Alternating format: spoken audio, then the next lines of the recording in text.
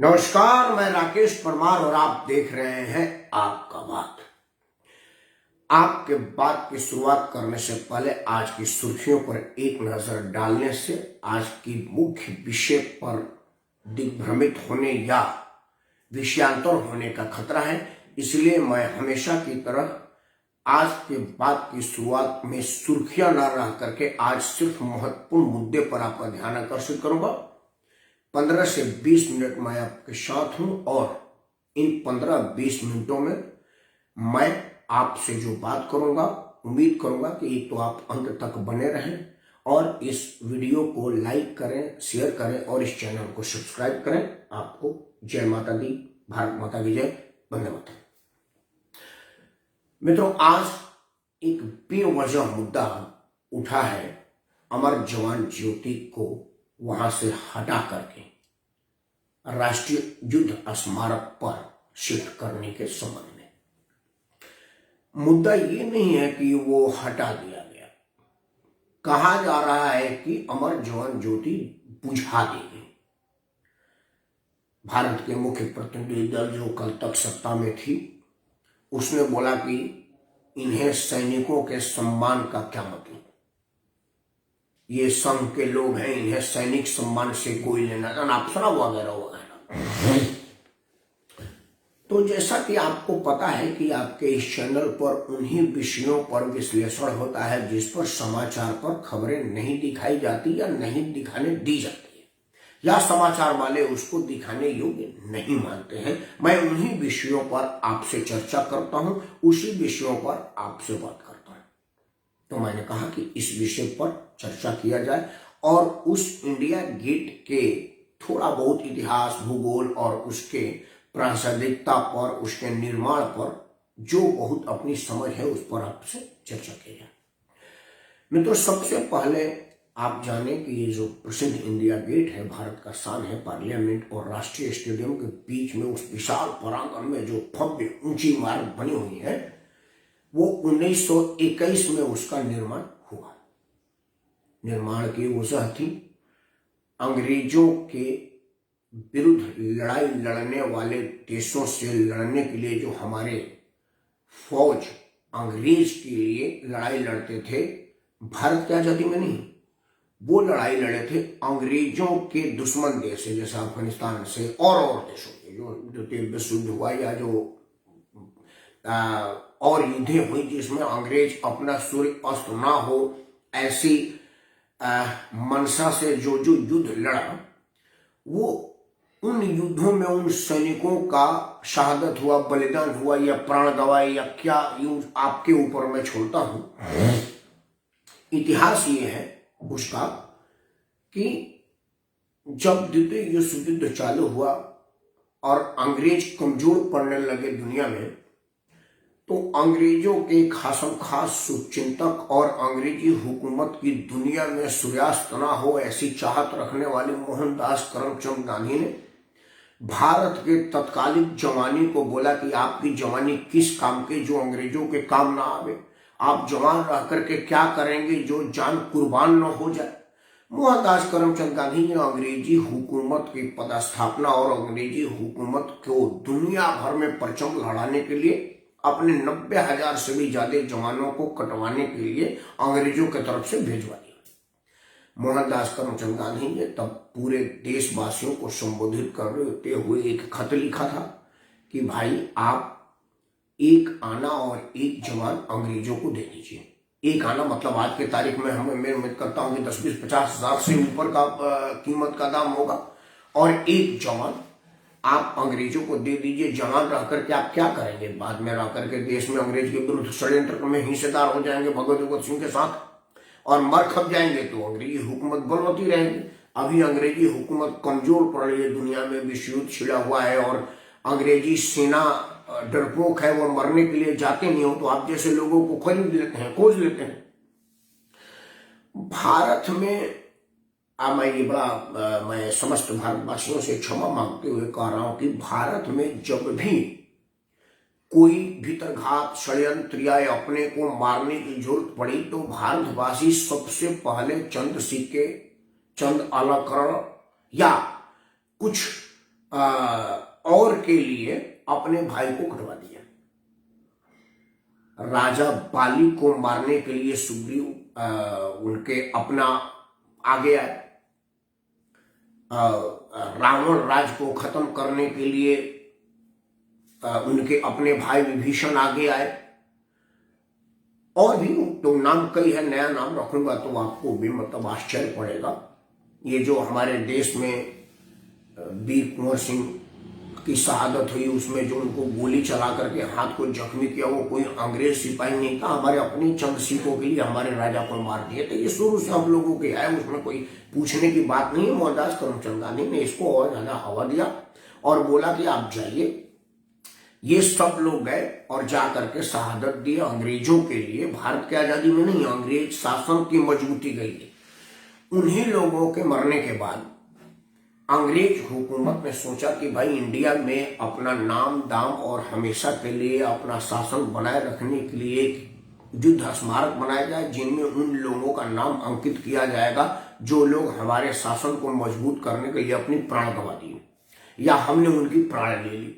तो India gate में 1921 में वो एक इंडिया गेट नाम से स्मारक बना गया, जिसके बीच वाले रास्ते को किंग्सवे मतलब राजा का रास्ता नाम दिया गया। मतलब उस पर राजा ही चलते थे। उस राजा में वो अपने नेशनल स्टेडियम में खेलने जाते थे और राष्ट्रपति भवन वायसराय हाउस में मिलने जाते थे। वो किंग्सवे था। आजादी के बाद उसका हिंदी नाम रखा गया राजपथ। मतलब किंग मतलब राजा और वे मतलब रास्ता। किंग वे, रास्ता का वे को हिंदी में राजपथ किया जाता है, राजा का पथ। अब चूंकि लोकतंत्र में बैलेट से राजा डिसाइड करता है, तो जो बैलेट से राजा बनेगा वो उस पर चलता है। आप देखते होंगे 15 अगस्त और 26 जनवरी को हमारे राष्ट्रपति जी बगी पर आते हैं, हमारे प्रधानमंत्री आते हैं, कैबिनेट मंत्री आते हैं, वो सब लोग उधर से आते हैं। वो एक अलग चीज। तो उनमें क्या हुआ कि उनके नाम उकेरे गए हैं जो अंग्रेजों के लिए लड़ते थे, अंग्रेजों के तरफ से लड़ते थे। वो भारत के विरुद्ध भी लड़ सकते थे, भारत के विरुद्ध भी उनमें से कई लोगों ने लड़ाई लड़ी। वो उन लोगों के नाम है। मतलब जो नाम उकेरे गए हैं वो भारतीय है, लेकिन भारतीय स्वतंत्रता संग्राम सेनानी नहीं। ये बड़ा स्पष्ट हो जाए। पहले आप जान लीजिए कि जो इंडिया गेट पर जितने नाम उकेरे गए हैं वो भारत के आजादी में लड़ने वाले लोग नहीं थे, जो भारत की आजादी के लिए अपने प्राण निछावर कर दिए, जैसे चंद्रशेखर आजाद, भगत सिंह, राजगुरु जैसे लोग, जो बिस्मिल वगैरह जैसे लोग जो महान हमारे भारत के सपूत थे। उनका नाम तो अंग्रेजों ने नहीं उकेरा, ना ही अंग्रेज के बाद कांग्रेसियों ने उकेरा। ये है उस इंडिया गेट का इतिहास। खैर, अब आया कि अमर जवान ज्योति थी, वो क्या थी और अब असर क्या हुआ उसकी भी जान लेते हैं।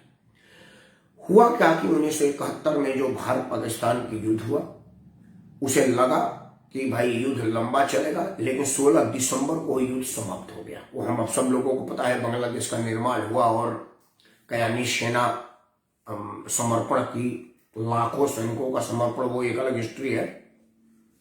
26 जनवरी को राजपथ पर एक भव्य कार्यक्रम होता है। आजादी के बाद से ये पहले से चला आ रहा था। चूंकि उस वक्त इंडिया गेट पर इस तरह की कोई तैयारी नहीं थी, भारत के शासकों को लगा था कि ये युद्ध लंबा खींचेगा, लेकिन बहुत जल्दी 16 दिसंबर को ही खत्म हो गया और 26 जनवरी और 16 दिसंबर में महीना भर से ज्यादा समय था। तो तात्कालिक सरकार को लगा कि भाई एक आपने जो जवान असल में हमारे देश के लिए बलिदान हुए, मतलब भारत पाकिस्तान युद्ध में जो जवान शहीद हुए थे, वो तो हमारे लिए आदरणीय थे, प्रातः वंदनीय है, पूजनीय है, और उनका बलिदान हमारे लिए पूजा है, हमारे लिए वो आराधना है। जो लोगों ने बलिदान दिया है, जिन लोगों ने अपने पवित्र प्राण निछावर किए हैं, उनके सामने तो हमको सजदा करना है, उनके परिवार के सामने नतमस्तक होना है और प्रातः वंदनीय हमारे लिए वो लोग। तो उनके सम्मान के लिए हुआ कि एक युद्ध स्मारक बनाया जाएगा, जिनमें इन तमाम लोग और वो के अलावा भी और भी युद्ध में या आगे भी अगर इस तरह की कोई परिस्थिति आती है और हमारे माँ भारती का लाल कोई माँ भारती के लिए अगर कहीं कोई शहीद होता है, तो हम उसके लिए एक युद्ध स्मारक बनाएंगे। तब तक आनंद फानंद में वहां पर एक इंडिया गेट के बीच वाला वो रास्ता है। आप इंडिया गेट के 72 के पहले के कोई फिल्म वगैरह का गाना देखेंगे तो देखेंगे कोई इंडिया गेट से साइकिल चलाता हुआ, देवानंद का एक गाना भी है जिसमें वो बीच से साइकिल चलाता हुआ जा रहा है। और तब के लोग उस रास्ते से जाते आते थे, क्योंकि जब लोकतंत्र आ गया तो किंग वे कैंप, तो राजा का रास्ता ना रहे, वो तो आम आदमी का रास्ता बन गया था, तो हम लोग आते जाते थे।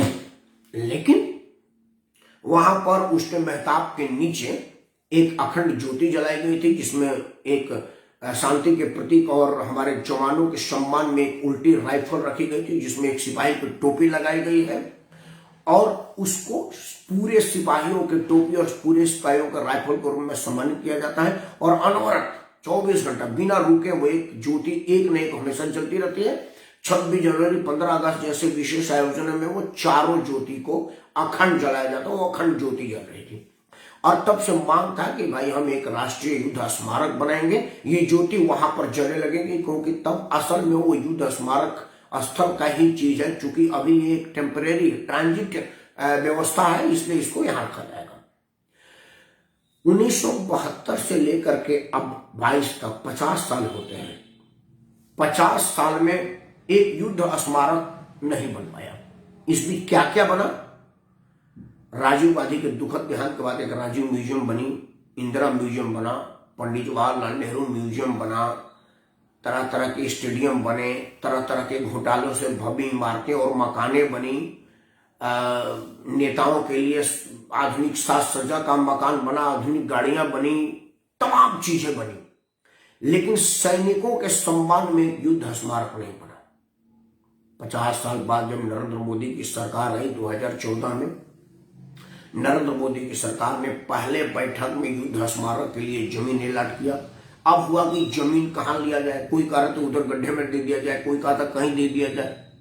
माननीय नरेंद्र मोदी ने कहा कि इंडिया गेट के सामने जो जमीन पड़ी है, जिसमें लोग शाम को घूमने फिरने ऐश करने और कुछ अनैतिक काम करने के लिए उधर अंधेरे का फायदा उठा करके लोग जाते हैं, जहां पर पुलिस बदरेशन फैलती है, उस जगह को इस पवित्र काम के लिए इस्तेमाल किया जाए। और उन्होंने प्रस्ताव पास किया और कई एकड़ में युद्ध स्मारक का एक भव्य आयोजन, जमीन का उद्घाटन हुआ और आज वो एक युद्ध स्मारक बनकर के तैयार हुआ। अब जो अमर जवान ज्योति थी, जो युद्ध में शहीद हुए सैनिकों के सम्मान के लिए जल रहा था, तो उसको अपने उस जगह पर जलना था, तभी तो वहां के लिए होता कि भाई युद्ध भूमि में जो लोग युद्ध में शहीद हुए उनके सम्मान में। वो इंडिया गेट में तो बेमतलब का था, वो तो एक टेम्परेरी व्यवस्था थी। वैसे भी आप कह सकते हैं कि भाई इंडिया गेट पर भी जलता रहता और यहां भी जलता रहता, तो इतने बड़े देश में दो जगह ज्योति जलती तो क्या हम गरीब हो जाते? ये बिल्कुल गरीब नहीं होते, बिल्कुल भी। हमको उसमें उस अमर जवान ज्योति में कितना ही रुपया लगता, वो तो मैं समझ रहा हूं कि हमारे लिए वो तो हम मतलब मेरे लिए तो वो ज्वाला ज्योति है, जैसे वैष्णो देवी में जलता है, जैसे हमारा आरती में जलता है, वो ज्योति हमारे लिए तो आरती में जैसा लग रहा है। मैं तो कई बार उसको ऐसे आरती जैसा लिया हूं, जैसे हम कथा पूजा में अपने हाथ ज्योति लेते हैं। मेरे लिए तो माता ज्वाला देवी वाला ज्योति से ज्यादा मशहूर और पवित्र था वो ज्योति। लेकिन क्या हम उसका सम्मान करते थे? मैं दिल्ली में रहता हूं और मुझे गिनती नहीं है, मतलब याद नहीं है कि मैं कितना बार वहां पर गया हूं जगह पर। अपने तो कभी नहीं गए। गांव से कोई आते हैं तो कहते हैं चलो घूमने के लिए इंडिया गेट जरूर चलते हैं। लाल किला, इंडिया गेट, वो लोग वो दिल्ली में पार्लियामेंट यही सब देखे होते हैं, तो इंडिया गेट पार्लियामेंट आपको लेके जाना है। उन लोगों को जो गांव से आए हैं लोग नहीं लगे, कहेंगे कि यार दिल्ली में रहता है, हमको इंडिया गेट नहीं घुमाया। तो गांव वाले लोगों को दिखाने के लिए हम सैकड़ों बार वहां पर गए हैं। वहां पर एक बड़ा मजमा लगता है, वहां पर फोटो खींचा जाता है, वहां पर पान पराग गुटखा भूजा खैनी आइसक्रीम खा के लोग खेलते थे। तो एक पिकनिक स्पॉट के बीच में अमर जवान ज्योति अपमानित हो रही थी और वहां पर फौज के लोग खड़ा रहते थे ताकि कोई उस पवित्र स्थल को गंदा ना कर दे। और वहां पर सिपाहियों को रोकना पड़ता था। वहां पर 24 घंटा तीनों सेना के जवानों में से किसी न किसी की ड्यूटी लगती थी। आज एक हफ्ता वायुसेना का है तो दूसरी हफ्ता थल सेना का है तो तीसरी हफ्ता नौसेना का है, सेना का वहां पर ड्यूटी लगता था। अब उस पवित्र ज्योति को पवित्र भूमि मिली है, पवित्र स्थल मिला है, जहां पर फौज के लोग रहेंगे और फौजियों के बीच में उनको सम्मानित कर दीप प्रज्वलित होगा। और ये अनुरोध अपने इंडिया गेट पर घूमने मनोरंजन करने के लिए लोगों के लिए स्थान बन जाए। अब वहां पर आप थूके या पान खा के झूके, उसे कोई फर्क नहीं पड़ता, क्योंकि वहां पर अब अमर जवान ज्योति नहीं रही है। तब सवाल है कि ये बवाल किस बात का? मित्रों, बवाल कौन कर रहा है, सवाल कौन उठा रहा है, ये जान लीजिए। सबसे पहले राहुल गांधी जी का ट्वीट आया कि सेनाओं के सम्मान का भाजपा को क्या मतलब। अब मैं राहुल गांधी जी के विषय में दो बातें बता देता हूं कि राहुल गांधी जी के नाना जी, बाबा जी, आजी जी और पिताजी की सरकारें 50 साल तक रही। उसमें 5 साल श्रद्धेय अटल बिहारी वाजपेयी और 2-3 साल तक परम श्रद्धेय चंद्रशेखर जी, विश्वनाथ प्रताप, देवगौड़ा और गुजराल साहब की सरकार हटा दी जाए तो वो कुल करीब 40-42 साल तक कांग्रेस की सरकार रही है। जितने रुपए में युद्ध स्मारक बनता उससे ज्यादा रुपए में जवाहर भवन बना, इंदिरा म्यूजियम बना, राजीव म्यूजियम बना और भी कई सारी चीजें बनी, लेकिन एक युद्ध स्मारक नहीं बन पाया। तो जो लोग 50 साल में एक अदद युद्ध स्मारक के लिए भूमि आवंटित जैसा काम नहीं कर सकते, उनको सेनाओं के पराक्रम और सेनाओं के सम्मान में बोलने का अधिकार नहीं है। उन लोगों को कतई अधिकार नहीं है कि वो सेना के किसी भी सम्मान पर बात कर सके जिन्हें सेनाओं के सम्मान का कोई मतलब नहीं। बाकी विपक्ष के दल के लोग बस खाना पूर्ति के लिए बोल रहे हैं। चूंकि 5 राज्यों में चुनाव है, जिसमें उत्तर प्रदेश एक प्रमुख चुनाव है, तो एक अमर जवान ज्योति बुझा दी गई ऐसी वाहियात बात बोल करके वो लोगों को दिग्भ्रमित करना चाहते हैं ताकि लोग कहें कि यार ज्योति बुझा दिया। लेकिन उन लोगों को पता नहीं कि आजकल सोशल मीडिया है और सोशल मीडिया पर समाचार मेन मीडिया से ज्यादा है और सोशल मीडिया से लोग अपडेट हो गए हैं कि अमर जवान ज्योति बुझाई नहीं गई है, उसको ससम्मान राष्ट्रीय युद्ध स्मारक में पदस्थापित किया गया है जहां के लिए वो बना था। बल्कि आपका विरोध आपके ही विपक्ष में जा रहा है। लोगों को जब पता चलेगा कि 1972 से लेकर के 2022 तक 50 साल में एक घोषित राष्ट्रीय युद्ध स्मारक अब तक नहीं बन पाया था, जिसका नरेंद्र मोदी ने उद्घाटन किया और समापन भी किया। चिराग उपाध्याय जी ने कहा है कि बहुत गलत हुआ। आदरणीय उपाध्याय जी, मैं बोल चुका हूं, मैं चाहूंगा कि एक बार इस वीडियो को आप देख लीजिएगा दोबारा से, तो शायद आपकी गलतफहमी दूर हो जाएगी कि बहुत गलत हुआ। असल में अब तक 50 साल में वहां पर वो जल रहा था, ये गलत था, क्योंकि उसका स्थान वो इंडिया गेट के उस महताब के नीचे नहीं था जो हमारे गुलामी की प्रतीक था।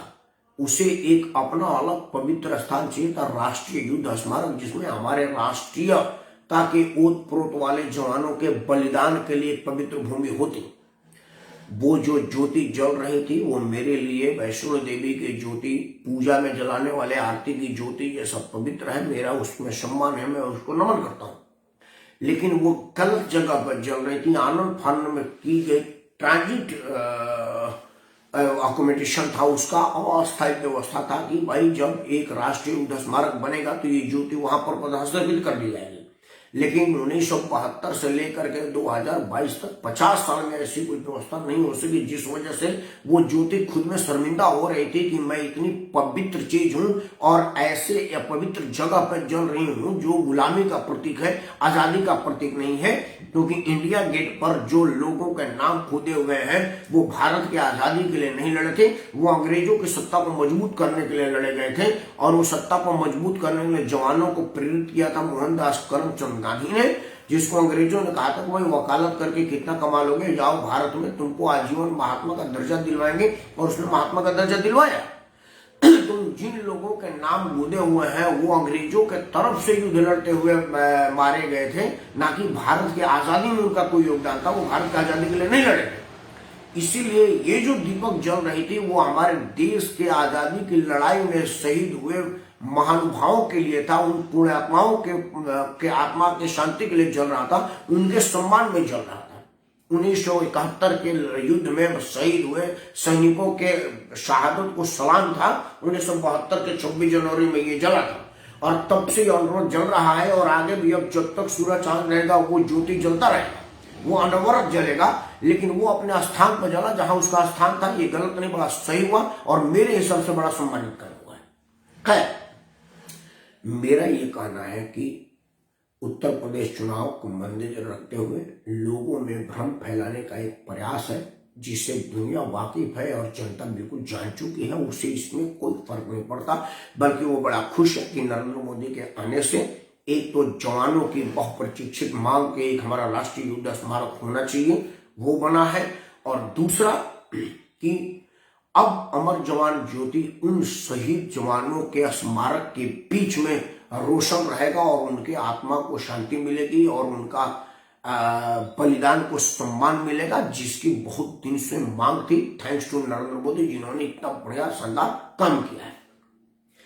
अंत में एक बात और कहूंगा कि नरेंद्र मोदी ने एक और बड़ा काम किया है। जॉर्ज पंचम की वो मूर्ति जो इंडिया गेट के सामने वाले छतरी में लगी रही थी, अब वो मूर्ति तो खैर आजादी के बाद परमानेंट ढंग से हटाना पड़ा और वो हट गई है। अब उस मूर्ति में देश के अमर सपूत, देश के पहले प्रधानमंत्री पंडित जवाहरलाल नेहरू नहीं, देश के पहले प्रधानमंत्री सुभाष चंद्र बोस जी की एक शानदार प्रतिमा उसमें लगेगी और सुभाष चंद्र बोस को सलामी देगा वो अमर जवान ज्योति। और दुनिया में सुभाष चंद्र बोस के पराक्रम से दुनिया एक बार पुनः वाकिफ होगी और नई पीढ़ी ये जानेगी कि इस देश में गांधी नेहरू के बाद भी कोई है। अगर वो है तो पंडित जवाहरलाल नेहरू नहीं, वो सुभाष चंद्र बोस है। और सुभाष चंद्र बोस देश के एक महान सपूत थे जिनको वो सलामी दी जाएगी। और सुभाष चंद्र बोस की मूर्ति लगाने के लिए मैं नरेंद्र मोदी सरकार को बहुत बहुत बधाई देता हूं। वीडियो बंद करने से पहले दो बातें आपको कहता हूं कि अमर जवान ज्योति अपने असली स्थान पर गई है और जवानों के बलिदान को प्रणाम कर रही है और जवानों के बलिदान को का महिमा मंडन कर रही है, जिसे हम देखेंगे। चंद्रजीत झा ने लिखा है कि ये काम बहुत पहले, बिल्कुल मैं यही कह रहा हूँ कि काम बहुत पहले हो जाना चाहिए था। मैं तो वही कह रहा हूँ कि ये शर्मिंदगी की बात है कि 50 वर्ष में इस देश में क्या क्या बना, लेकिन एक राष्ट्रीय स्मारक नहीं बन पाया है। Thanks to Narendra Modi. ये देश भर के लोगों की मांग है, ये बहुत पहले हो जाना चाहिए था, लेकिन देर आए दुरुस्त आए। अमर जवान ज्योति के अमरत्व को प्रणाम, बलिदान हुए सैनिकों को प्रणाम और भारत माँ भारती को तमाम लालों को प्रणाम। जय हिंद, वंदे मातरम।